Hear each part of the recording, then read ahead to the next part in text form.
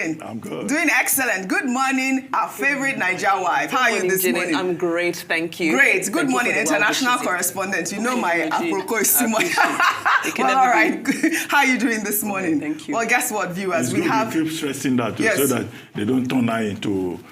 What are they? Are we local correspondents? No, not even. Even if they try, they can never get to say something else.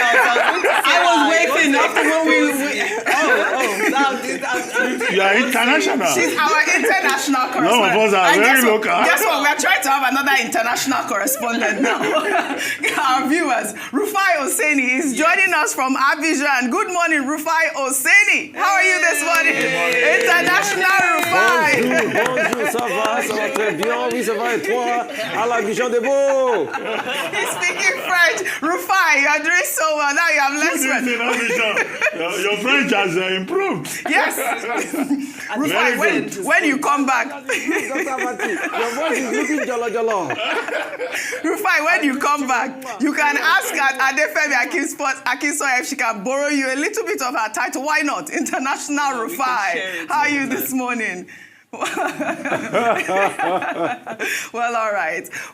Good morning to you, viewers. Let's begin what's trending. A former Minister of Transportation, Rotimi Amechi, has criticized governors under the administration of President Bola Ahmed Tinubu.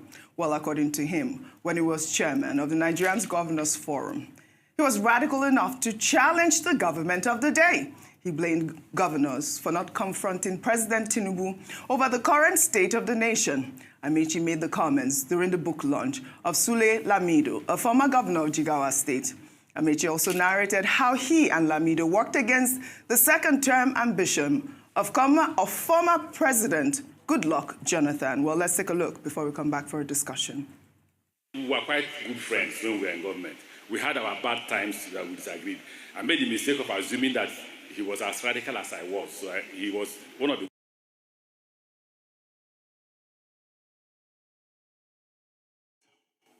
There were several things that happened in the course of our friendship. The last one, before we broke ranks, was that we agreed, all of us agreed to go against President Goodluck Jonathan. And we formed a committee, governors and all that. At the end of the day, he also formed a new party called SDP. We said if we go to the new party called SDP, we'll lose the election. Let's hang on to this one called the APC. He disagreed and he left us. That's the only place we disagreed. I thank you for the fact that you spoiled a lot of my decisions as Governors Forum Chairman. Because yes, you are radical. You thought you were not as radical as we were. But we've discussed Nigeria in detail and we thought we should move forward as a country. I asked you this morning, what is going on currently now in Nigerian politics? Could it have happened when we were governor? The answer is no. And you said no. We will confront the government. We will confront the president. You know that. That's how radical we were. That's how our Governors Forum was. That's how determined we were to change things. But I don't have to be forgetting that.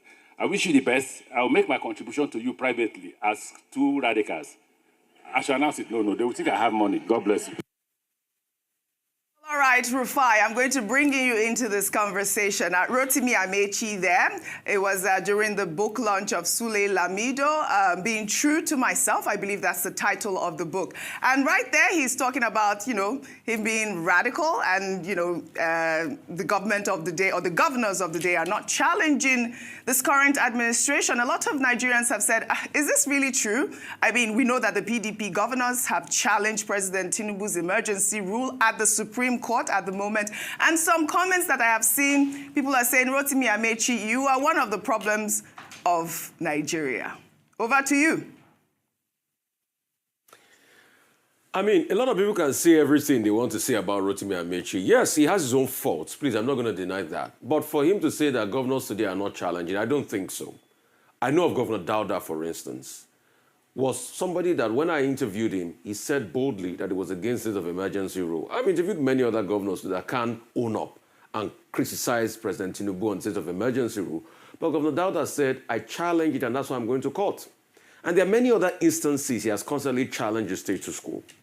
But, for other governors out there that are constantly decamping and they say because they've decamped, they can't challenge the incumbents, the truth has to be said. See, Nigeria is for all of us. Nigeria is more than President Tinubu. The earlier we realize it, the better it is for all of us. The day we realize that you as a state governor at this point in time, if the presidents have done something wrong, it is for you to call a spade because you are doing it in the interest of the nation. If you don't do, the nation will not move forward and posterity will judge you. The better for all of us. What I expect some of these governors to do is that, apart from the fact, I know some of them, their hands are tied because of their aligning for 2027 when they're decamping, is to be able to ask due questions. Take, for instance, I've not seen as many governors also come out to challenge the president on this idea of going to London for a press conference to show the achievements of President Tinubu. The question is it the achievement of hunger and poverty and the killing of our valiant soldiers by this faceless terrorist group is going to show in London? Why do you need to go to London? You have ministerial briefings every time there. Is that not a show of achievement alone? All right, Rufai, I mean, you have just made the point there. And, you know, it takes me to my next story, which you have just mentioned now. Meanwhile, top government officials, including the Minister of the Federal Capital Territory, Nyesom Wike, and Minister of Works, Dave Umahi, are heading to London to unveil the achievements of President Bola Ahmed Tinubu's administration at an international press conference, eliciting a wave of reactions. The event, which is scheduled for Friday, June 27th, will serve as a platform for ministers and agency heads to highlight key accomplishments over the past 2 years. Well, let's take some reactions. This is from Ben, who wrote, "They leave Nigeria to contribute to the already thriving 5th largest economy in the world, yet just last week they were preaching Nigeria first. It's clear they are completely out of touch. I suppose next, Keir Starmer will relocate his entire team to Abuja because clearly they have no real concern for the country they claim to lead." Well, Chigozie wrote, "Tinubu's ministers flying to London to showcase achievements is peak hypocrisy. If your work truly speaks, why run abroad to seek validation? Nigerians are hungry, angry, and broke. Fix that first. This regime spends more on image than impact." Dr. Abati, over to you. Okay, first, let me deal with the statement by Governor Rotimi Amechi, because I was in government during the period that he was talking about and, you know, as a witness to history.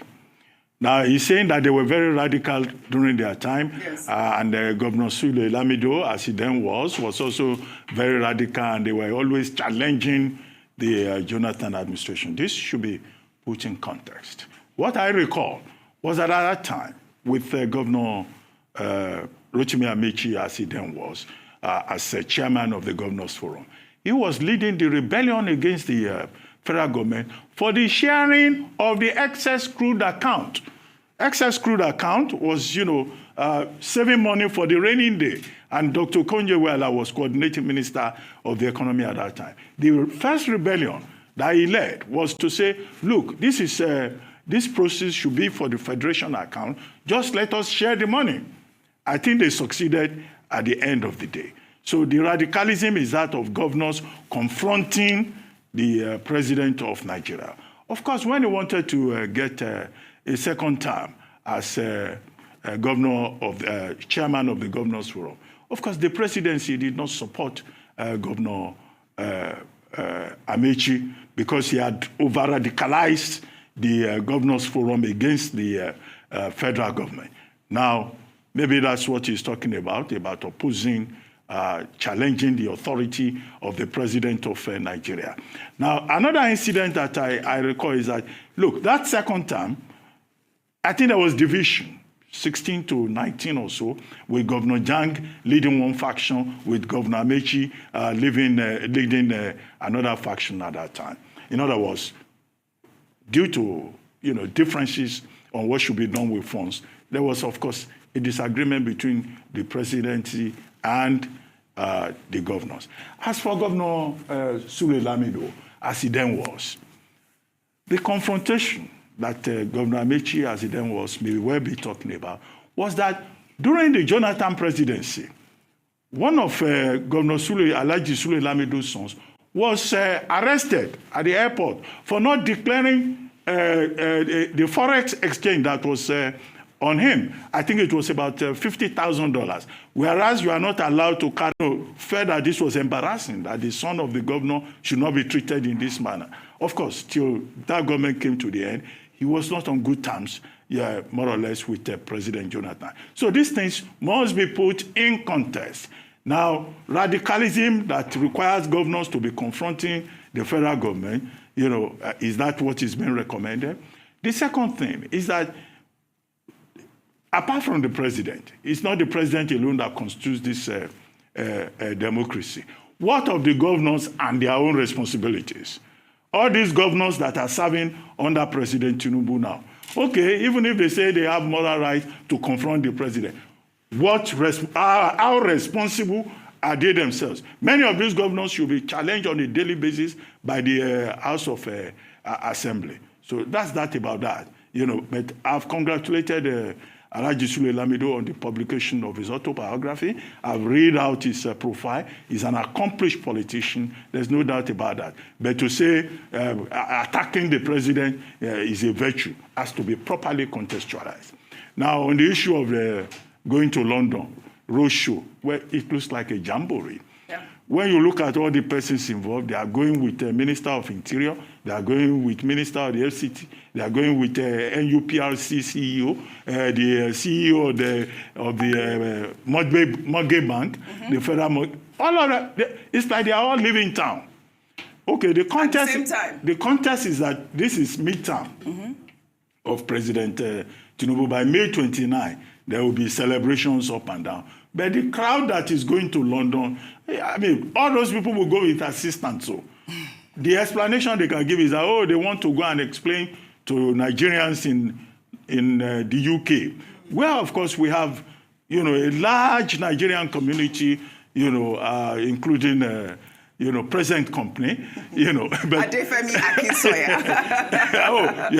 they know you're an American. No, I mean, she's British, she's right? British, British yes. Nigerian. Yeah. So maybe to explain and engage Nigerians in London, where every little thing somebody will go and protest. Every little thing there will be a street protest. Yes. But the size, the scale, and the timing of it, and the design of this, what appears to be a jamboree is what we question. Absolutely. I mean, Dr. Bati, speaking about, officials going to London and the street protests, which you are absolutely right, because on Monday, dozens of Nigerians under the Rescue Nigeria Now movement staged a protest outside the Nigerian High Commission and the UK Home Office. The protesters were demanding the deportation of former NNPCL boss Mele Kyari, accusing him of fleeing Nigeria to evade EFCC persecution over alleged multi-billion-dollar corruption. The protesters carried placards with inscriptions that read, "London is not for public officials who abuse public trust," chanting, "Kyari must go." The group submitted petitions to both Nigerian and UK authorities alleging that Kyari mismanaged refinery funds and ran a shady fuel subsidy regime while Nigerians faced fuel shortages. I know we have those images. There they are, the images of the Nigerians outside there protesting at the UK High Commission.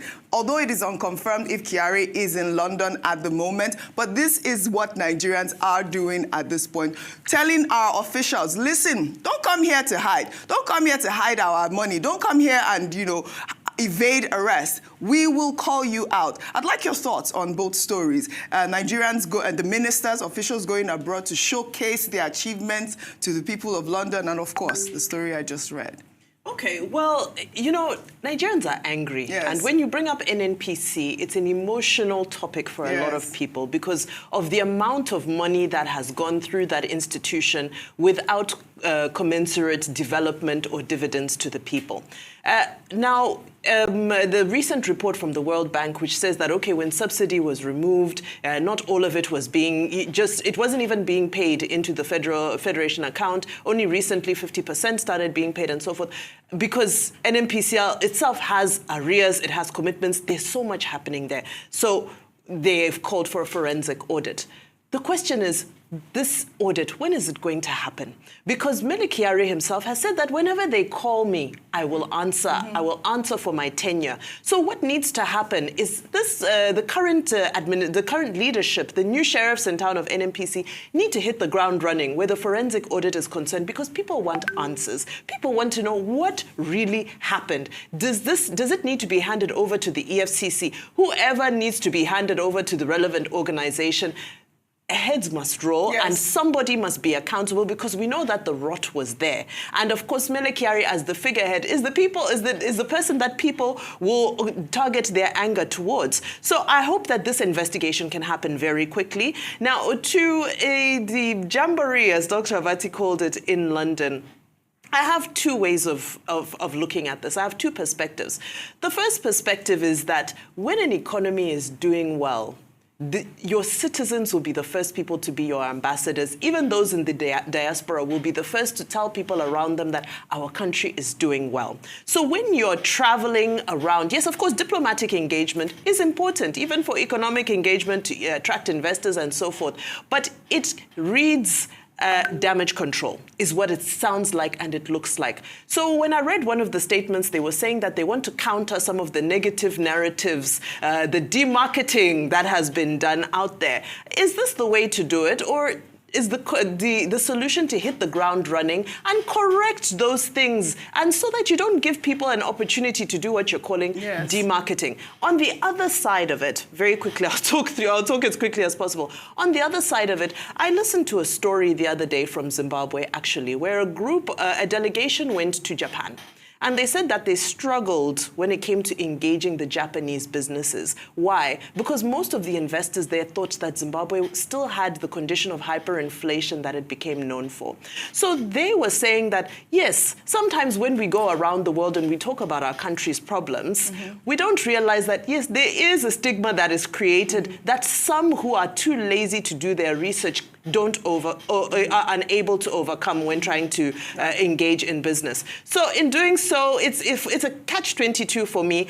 But this engagement could have been done very easily virtually from here, any part of Nigeria, and the message still would have hit home, not just to UK, but to the whole world. Absolutely, and I agree with you. And ambassadors, they'd be able to do that too, isn't it? Exactly. We still don't have. I love that point that you made, virtually, and which is what a lot of Nigerians were asking. Couldn't they do this virtually? Like you said, it's a complete jamboree. We're exporting our money out there. What is the purpose of showing off what? I mean, they just unveiled the Nigeria First policy. Well, I hope that, the administration will listen or take a look at what we are talking about here. If there's a way they can change this whole jamboree, it's in June. I believe it's happening in June. If not, I hope the people in London will attend the conference.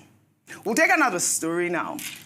Many Nigerians and students are protesting the results of the 2025 Unified Tertiary Matriculation Examination, UTME, citing about students and, more of that. In the United Kingdom, Prime Minister Keir Starmer on Monday announced major changes to the country's immigration system as part of efforts to cut legal migration and restore public confidence, which includes strengthening the English language and reducing the length of time students can stay in the country after completing their studies. Well, under the new rules, the graduate visa route will also be reduced from 2 years to 18 months, while the residency requirement for settlement and citizenship will be extended from 5 to 10 years. The reforms outlined in a white paper titled Restoring Control Over the Immigration System also propose phasing out overseas recruitment for social care jobs by 2028. Well, in the meantime, this is all coming after Conservative Party leader Kemi Badenoch urged Starmer to adopt a bill that will deport all foreign criminals. The bill also includes mandatory age checks and tougher visa rules and aims to make asylum support repayable. Well, let's take a look before we come back for a discussion. We've introduced a deportation bill because we're committed to bringing immigration down. Back in February, we demanded Labour triple the time for new immigrants to get a British passport. They voted it down. And now they've brought in some half-assed version that's not going to work. Here's what will work. Deport all foreign criminals. Mandatory age checks. No more pretending to be kids. Tougher visa rules and salary thresholds. Disapply the Human Rights Act to immigration cases. No more abusing human rights laws to dodge deportations. Make asylum support repayable. And no permanent right to stay in the UK if you've relied on benefits. Until that's law, we won't fix this. Labour should adopt it now. It's time to get tough. That's what the Conservatives' deportation bill delivers. And we're going to go further. Our country is a home, not a hotel. And if we don't defend it, no one else will.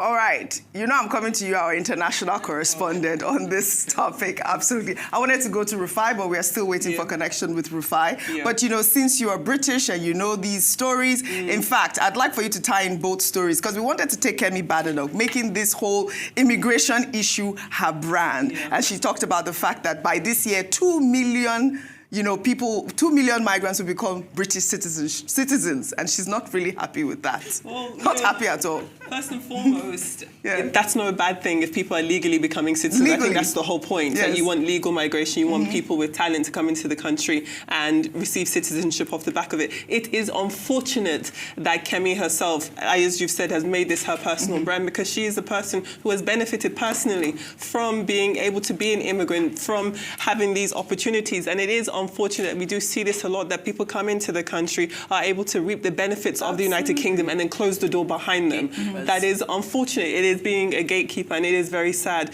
That being said, when it comes to the topic of foreign criminals being deported, that's actually not too far away from what actually is the state of affairs in the United Kingdom. If you are arrested, often you are asked to prove what your immigration status is, and if it is determined that you don't have a right to be in the country, you will be deported. So she's not really saying something that's really of substance. Absolutely. Now we have Rufai Oseni. Your thoughts on Keir Starmer at this moment reducing legal migration, and of course Kemi Badenoch talking about deporting foreign criminals and reducing this sort of.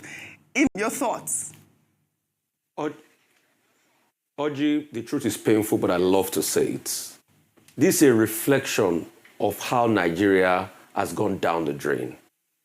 The fact that the British are trying to reduce the number of students that will come in, and Nigerians are unhappy about it. This was the same Britain in the 70s that when Nigerian students go to school there, they come back to Nigeria.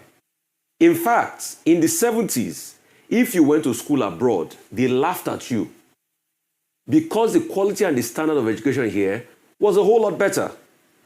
And I do not blame Kemi Badenoch, because this was what she was voted for. If you go and look at the Tory hard rights, they are pro-immigration. And as the immigration numbers keep going up, they don't want people to come to their country. So they will try as much as possible to siphon opportunities like social care and the likes, just to be able to discourage people.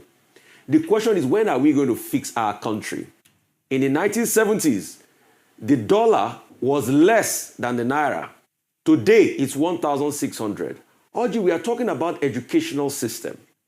Educational system is so bastardized today, and I think JAM needs to also investigate, because those students who have a point as regards, there might probably be a technical glitch, we don't know. But in generality, educational system is so bastardized today because over the years, government has not invested in it. Education started getting bad after the Ali Must Go riot, when the same government started to defund education. And the truth is, our politicians can say the students are not reading. Are they incentivizing education for them? Look at the awards given to a child that does very well in school, and look at the award given to the winner of Big Brother. Do we look like a society that wants education to thrive? So I'm not surprised that we are having results like this, because we have not done a lot in the educational sector over the time. And it is very sad that the same political leaders today that enjoyed free education, that enjoyed scholarships, are the ones prevailing over the destruction of the educational system in Nigeria. This is an indication for us to go back, buckle our belt, and do better. If Nigeria was working well, and that was the point I was making when I was saying we don't need to go to Jamboree to the UK and go and sell Nigeria. If Nigeria was working well, The same UK that a lot of Nigerians that when they go to school abroad are proud to come back home is the same UK they're trying to stay back in today. All right. It's because things are not working well. And when we say it, people will start feeling bad. The truth is bitter. We'll say it to them. Until we look inwards and introspect and grow this nation with a lot of potential, we're not going to get anywhere. We're going to keep revolving around these circles and having all of these stories. Oji, real quickly as I wrap up. All right. The federal government is trying to get life insurance for government officials at a time Nigerians are suffering. What is the welfare of our soldiers? It's constantly about themselves and these political people. We need to change the mindset. That's why Nigeria is not working today. All right. All right, Rufai, thank you very much. And I hope you have fun in Abidjan. I don't know if I'll see you tomorrow, but have a good time. Well, I wish we had more time on What's Trending. I wanted to highlight Didi's case, the first trial, Cassie talking right there, but we don't have much time.